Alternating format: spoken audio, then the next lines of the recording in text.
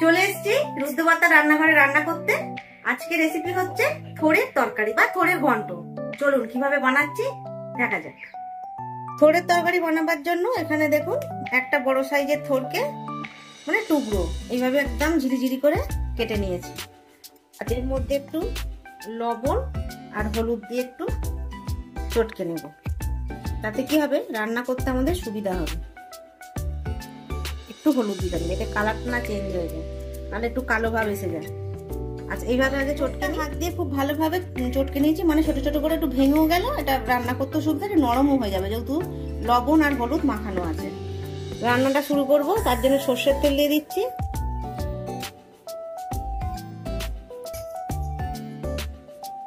তেলটা গরম হয়ে গেছে, এবার আমি কিছু ফোড়ন দিয়ে দেবো। শুকনো লঙ্কা, তেজপাতা আর একটু গোটা জিরে।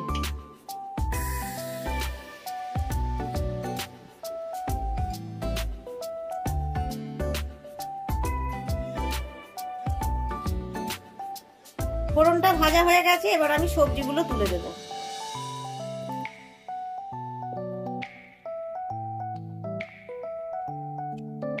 সবজিটা একটু কষিয়ে নেব।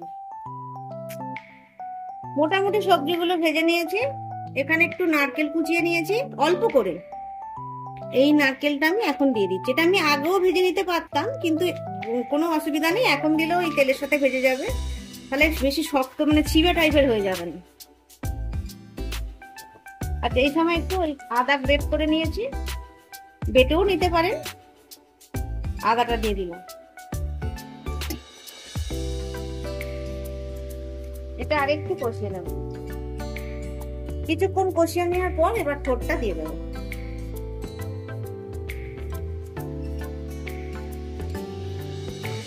থোড়টা দিয়েও আমি বেশ কিছুক্ষণ কষবো। খুব ভালোভাবে কষিয়ে নিয়েছি, এবার আমি কাঁচা লঙ্কা দিয়ে দেবো। ঝালের জন্য কয়েকটা কাঁচা লঙ্কা চিড়ে দিলাম। এবার এর মধ্যে আমি দিয়ে দেবো চিনি আর লবণ। যেহেতু থোড়ের মধ্যে মাখা ছিল, আমি আর লবণটা দিলাম না, কারণ এখন একটু দেখলাম লবণটা ঠিকই আছে। আচ্ছা এই চিনিটা একটুখানি নাড়াচাড়া করে নিয়ে অল্প একটু জল দেব, সামান্য একটু জল দেব, বেশি জল দেওয়ার দরকার নেই।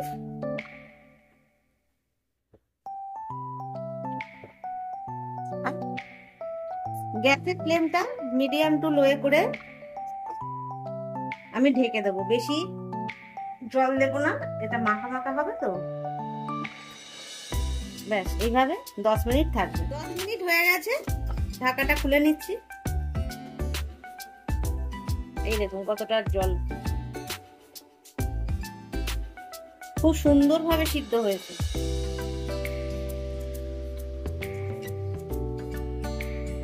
এখানে আমি কিছুটা বাদাম ভেজে নিয়েছি, এই দেখুন কিছুটা গোটা রেখেছি আর অর্ধেকটা আমি এই মানে কি বলে এটা হামুলদস্তি দিয়ে আধ ভাঙা করে নিয়েছি।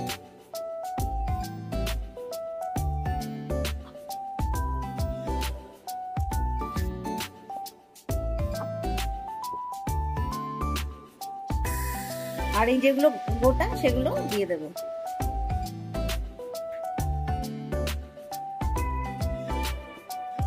এর স্বাদ এতটাই সুন্দর বলার কিছু নেই, একবার এইভাবে বানিয়ে খাবেন। আচ্ছা ঘি দিয়ে দেব 1 চামচ মতো।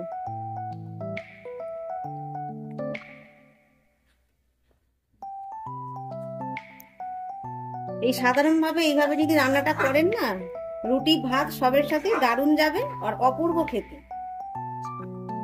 ব্যাস রান্না কিন্তু আমাদের কমপ্লিট, সবকিছু সুসেদ্ধ হয়ে গেছে। এবার পরিবেশন করুন। তৈরি হয়ে গেল থোড়ের ঘন্ট বা থোড়ের তরকারি। এই রেসিপি যদি আপনাদের ভালো লাগে অবশ্যই বানিয়ে খাবেন। কেমন হয়েছে কমেন্টস করে জানাবেন, লাইক করবেন, অবশেষে বলি আমার এই চ্যানেলটা সাবস্ক্রাইব করবেন।